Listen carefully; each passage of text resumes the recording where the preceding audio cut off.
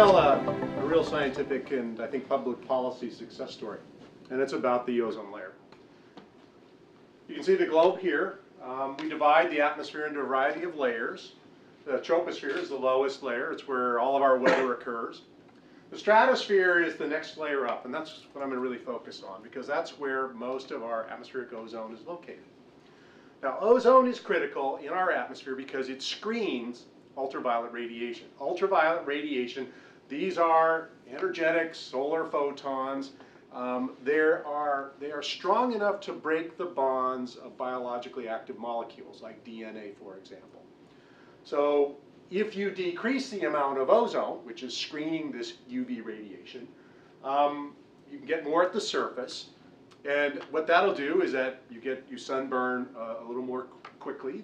For example, a person like me, I'm out for about 15 minutes and I'll get a sunburn, but it does a lot of other things. It impacts crops. It can cause cataracts. There's a famous study of watermen out here on the Chesapeake Bay in which they found that their amount of time on the bay was proportional to the cataracts that they got. The longer you were out there, the more cataracts you got. But that's extended exposure over years. So ozone is really a critical gas in our atmosphere. In 1974, these two gentlemen on the right, this is Rowland and this is Mario Molina, they proposed that there were a class of gases being emitted into our atmosphere that could destroy the ozone layer. These are chlorofluorocarbons, or CFCs. So they proposed this, and it was quite controversial at the time. They took a lot of heat because this chlorofluorocarbon industry, the chemical industry, it was used in a variety of different kinds of products. You can see some of these. Many of us remember it used to be used as a propellant for hairsprays and deodorants. It was used to make foam products like these cups that you would get from McDonald's or other companies. It was used, CFCs were used in air conditioners and in car air conditioners. It was also, there's another kind of a gas called a halon. Halons are used in fire extinguishers. They contain bromine. They can also destroy ozone. So this was proposed in 1974, and there was a huge amount of energy and effort that was going in the late 70s and the early 80s to see what the impact is on ozone, to measure ozone and these gases in particular. Now, in 1985, there was a publication of a paper on ozone down over Antarctica. And these three gentlemen here, this is Joe Farman, Brian Gardner, and John Shanklin. They're standing in front of an instrument that measures the total amount of ozone between the surface and space. And they published their data. And you can see it here. This is a measurement. This is the total amount of ozone between the surface and space over this station. It's Halley Station down in Antarctica. And what they showed was that the level of ozone was dropping, and it was dropping really fast. Okay?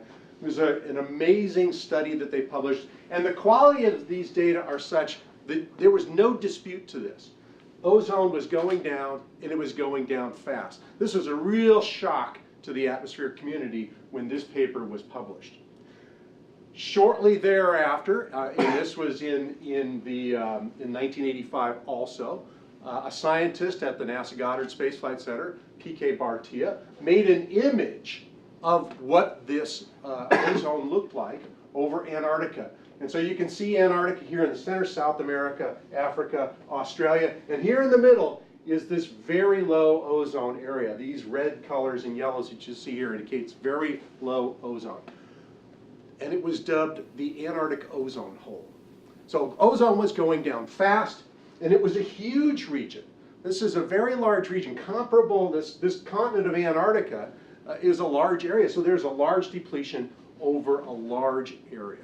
And we didn't actually understand what was going on at the time. But within a couple of years, we figured out it was actually due to these chlorofluorocarbons and halons.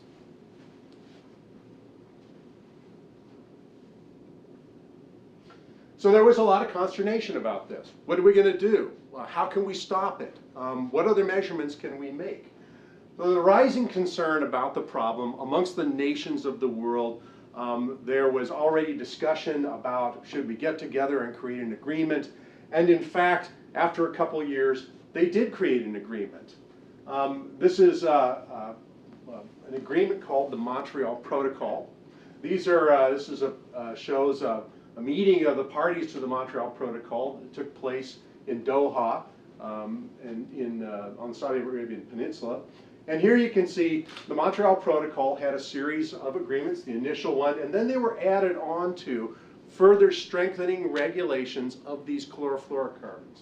So eventually, the production of chlorofluorocarbons and halons was fully agreed to. Now you can see the nations of the world, there are little signs here. Here you can see, this is me sitting way in the back of this meeting. Even though the scientists, we bring them all the information, we're always put at the back of the meeting. You know, when they need us, they'll call on us, but we sit in the back and listen to all the discussions. And most of these discussions are about a country's ability to maybe use a CFC for a short time. There are a lot of different things going on in these meetings.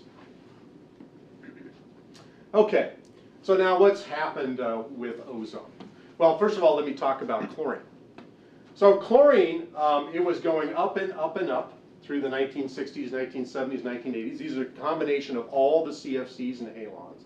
And then the Montreal Protocol was signed here in 1987. And slowly those regulations began to take hold. And in fact, the projection is that these ozone-depleting substances are going to decline with time. Now this is going to take a long time because CFCs, these chlorofluorocarbons, have long lifetimes. For example, CFC 11 has a lifetime of about 52 years. CFC 12, which was used in your car air conditioners, has a lifetime of over 100 years. So it's going to take a long time. Even though the production and emissions of these gases has been regulated, it's going to take a long time for them to come out of our atmosphere. So what's happening with ozone now? So this is showing, this is in percentage, the change of ozone over time in percentage. And you can see the observations as you go into the 80s. You can see that ozone was going down, the CFCs were increasing. The Montreal Protocol is signed here.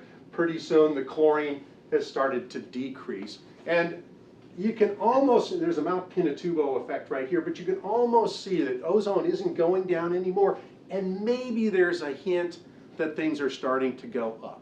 We can't say that, as scientists, we can't say that's true yet, but I think we're getting to the point. Within the next few years, I think we'll actually be able to say, statistically, that ozone is increasing in our atmosphere. Let's keep our fingers crossed. Now, the other way of looking at this is we can use a model to take a look at what would have happened to ozone if we'd done nothing. So I'm going to show you a little model study here. And on the top left, I'm going to show you the expected world. And this is with the Montreal Protocol. CFCs are going to decline. Over here is what we call the world avoided, and this is chlorine going up. If you look on the picture, you can see the amount of chlorine in the expected world and the amount of chlorine in the world avoided. So you can see here it's 4.5. There it's already a little bit higher because of the Montreal Protocol. If this is because of the Montreal Protocol, that's without one. And you can see it's flying by fairly quickly. As you can see the date on the right, you can see the ozone hole appearing every year. Chlorine continues to go up in this world avoided. And now you can actually see it peaked out at about 4, and it's in a slow decline as we're out to 2022, 24. If you look here at this world avoided, you can now start seeing a little ozone hole, deep, low values appearing over the Arctic. And you see the very, very large ozone loss over the Antarctic region. If you look at the expected world, you don't see any of those things. And in fact, as chlorine continues to increase, you can see ozone going down now in the tropics and in the subtropics. So you can see that here you're dominated by reds and oranges, the higher ozone levels.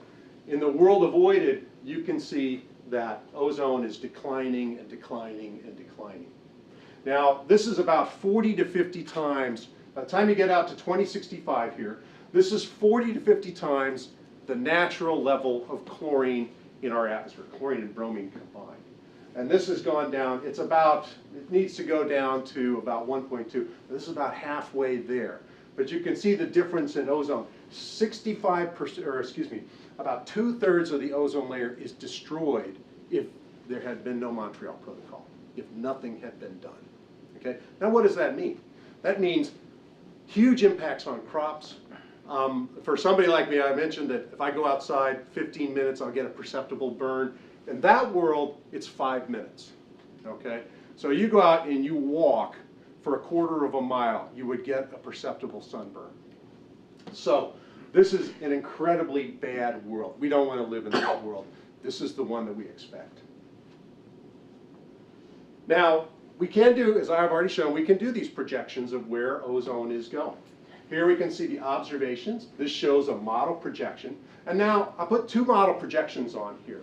The lower one is a world in which both ozone-depleting substances, it has a Montreal Protocol in it, they've been regulated, and so ozone is going up. But in one, greenhouse gases are regulated. In the other, greenhouse gases continue to go up, and in fact, ozone continues to go up.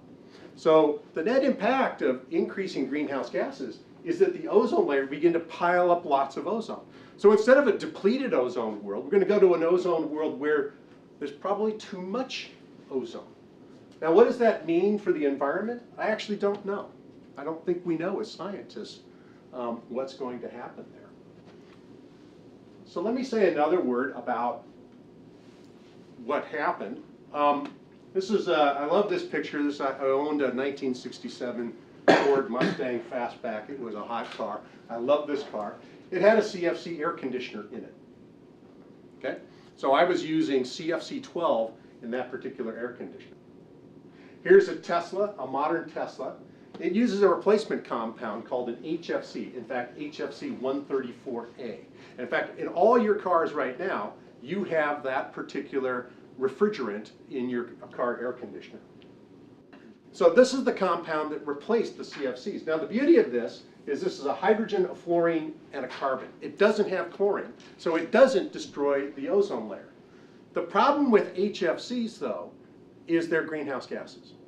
The particular HFC 134A is about, pound for pound, it's about 1,400 times more efficient at warming than CO2. So you could take 1 pound of this HFC 134A is equivalent to about 1,400 pounds of CO2. So the replacement compounds for the CFCs are greenhouse gases. And the question is, what are we going to actually do about these? Now this shows a particular HFC. This is HFC 23. You can see these are observations. They're increasing with time because we replaced the CFCs. There are many other HFCs. This is the one I talked about. It's in your car air conditioner, 134A. This 132 and 125, these are probably in your home air conditioning units. So all these HFCs are increasing with time, and these HFCs are all powerful greenhouse gases. So we solved the problem, that is the problem of ozone depletion. But in fact, those CFCs were also powerful greenhouse gases, but we replaced them with compounds that are also powerful greenhouse gases. So you could do a lot for climate if you figured out how to take these compounds and replace them with compounds that are both friendly to the ozone layer and friendly to climate. And in fact, there are technological solutions. So that goes back to the Montreal Protocol.